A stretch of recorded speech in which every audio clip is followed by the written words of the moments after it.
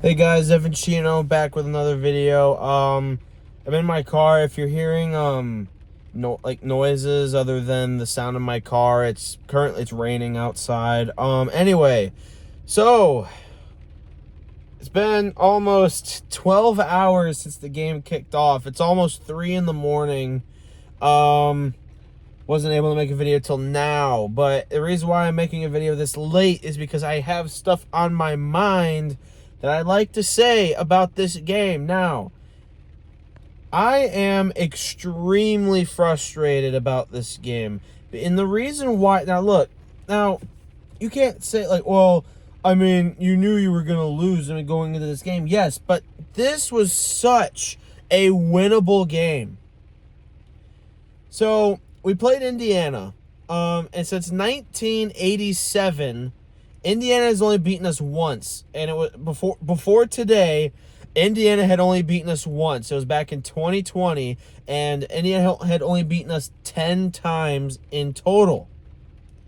Today was their 11th win against us. Indiana won their 10th straight game to start the season. They're 10-0 for the first time ever, which if you're an Indiana fan watching this video, props to you. You know, I bet this season has been absolutely magical for you so far. I honestly really hope you beat Ohio State and you see if you guys can win the Big Ten, and if you go to the playoffs, see how far you go. This has been such a magical season for Indiana, and I'm curious to see how it goes. But let's get into Michigan. This was probably, in my opinion, the most frustrating game of the season. And the reason why I say that is because we're on the road against a top 10 ranked team, and we could have won this game easily. This is the first time this season. You know what? I have criticized Wink Martindale so many times this year.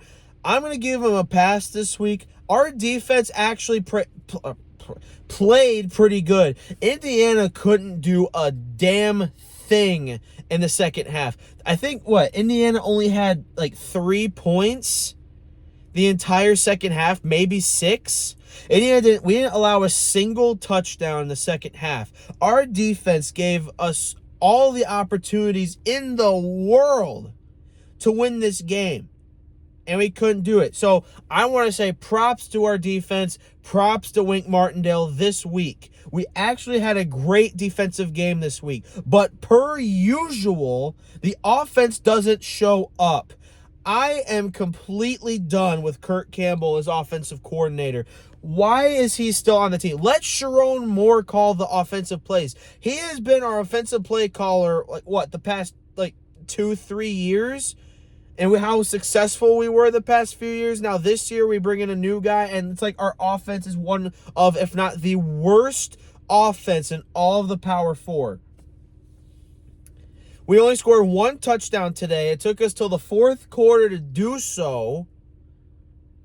Davis Warren is not very good.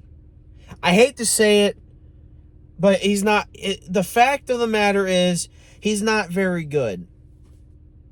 I will say, Davis Warren is playing much better than he did the first 3 games of the year, but he's still not playing up to our standard.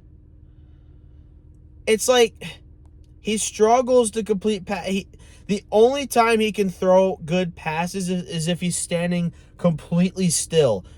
And it doesn't happen a lot because our offensive line is garbage. It doesn't help that we've already lost Andrew Gentry for the year. And then just like everybody else on this team is just not great. The only person on our offensive line, I've said this so many times this year, the only guy on our offensive line that's actually worth a damn is Josh Preeb. But run game, completely non-existent again. How many weeks, what was the USC game the last time we had an identity in the run game? When was or maybe Minnesota? When was the last time we were able to run the ball consistently? Kalel Mullings, non-existent today. Donovan Edwards, non-existent today. And I'm going to say this right now.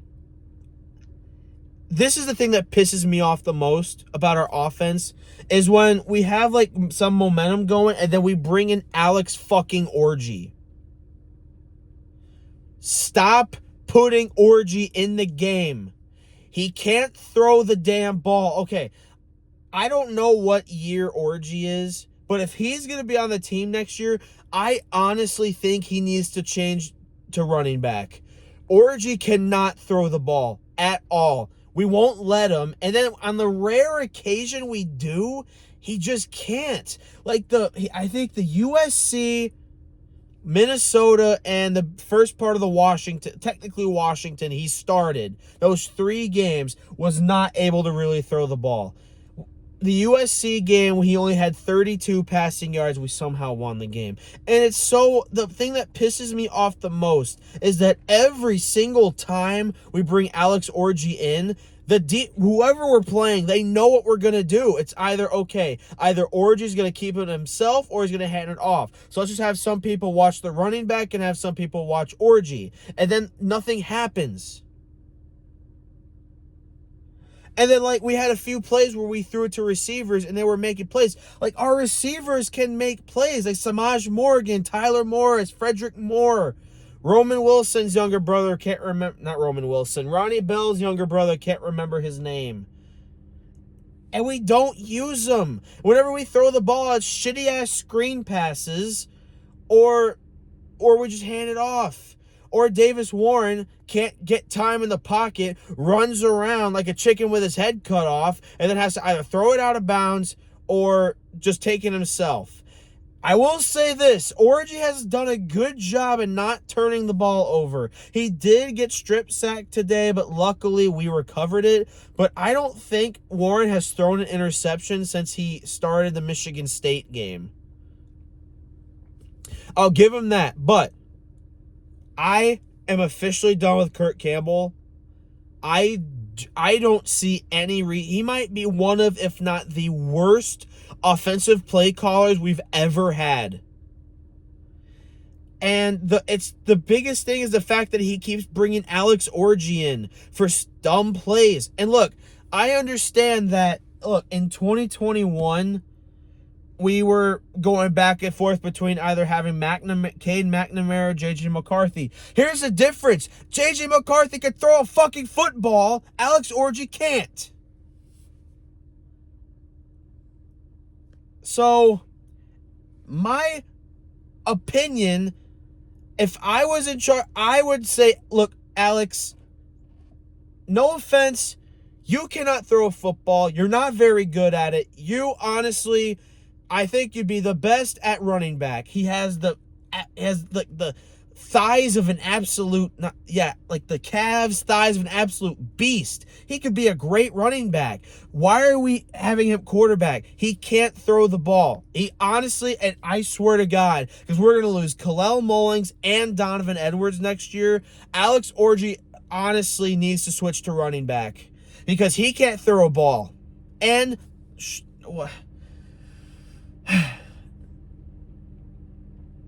And I think another thing that irritates me, and obviously I could be way wrong about this, but it's like every time we're down and they show Sharon Moore on the sideline, he's just like it's like he doesn't give a shit. It's like he has the face of a guy that just doesn't give a shit, has no emotion whatsoever. And then continuously, week after week, we got stuff to clean up. And then we'll just keep saying it over and over and over again. The Northwestern game is very critical for us to win. If we want to make a bowl game this year, we have to win the Northwestern game. We are 5-5. We have Northwestern and Ohio State left. Northwestern is our best chance to be bowl eligible. If we lose to Northwestern, we're finishing 5-7.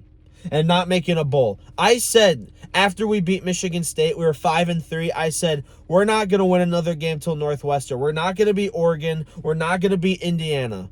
And the thing that frustrates me the most, and you could say, well, I don't know why you're that frustrated about losing to Indiana when said you were going to lose. It's the fact that we only lost by 5 and we only allowed 20 points. Indiana's offense has been so high explosive this year. And this is the first time this year they scored less than 30 points in a game. And we couldn't win because our offense is so god awful. Kirk Campbell needs to go.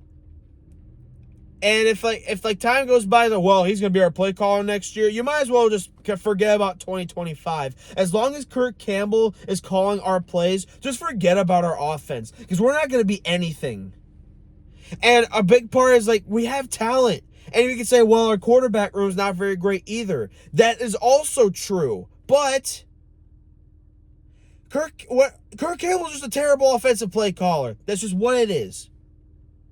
And I think this is probably the most angriest I've gotten in a Michigan video this year. I haven't made a lot, but this is probably the angriest I've gotten. It's just so frustrating that the fact that we're the defending national champion, and I thought we could have been at least decent. I'm not saying we were going to go back-to-back, or I'm not saying we were going to win the Big Ten for the 4th year in a row or beat Ohio State for the 4th year in a row, but goddamn, we can't even beat these fucking shitty-ass teams like Washington and USC. I said we'd be 9-3. We've already lost 5 games, and we haven't even gotten to Ohio State yet. Anyway, about 11 and a half minutes in, there's nothing else really I can say. It's just this team is just extremely frustrating to watch.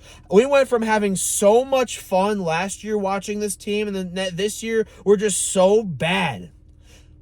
I do honestly think we'll be better in 2025, and we're taking 2024 as a rebuild year. I mean, it's really hard to go back-to-back, but that's why you recruit. Anyway, that's it for me. Michigan doesn't play next week. We play Northwestern in 2 weeks from now. We'll see how it goes. It's a must-win. If we don't beat Northwestern, we're not going bowling. Anyway, thank you guys so much for watching this video. I appreciate you guys so much. Have a great rest of your day. And once again, if you're an Indiana fan watching this video, congratulations to your team. Indiana, I'm hoping you guys will beat Ohio State. I really do. We'll see what happens. Have a great rest of your day.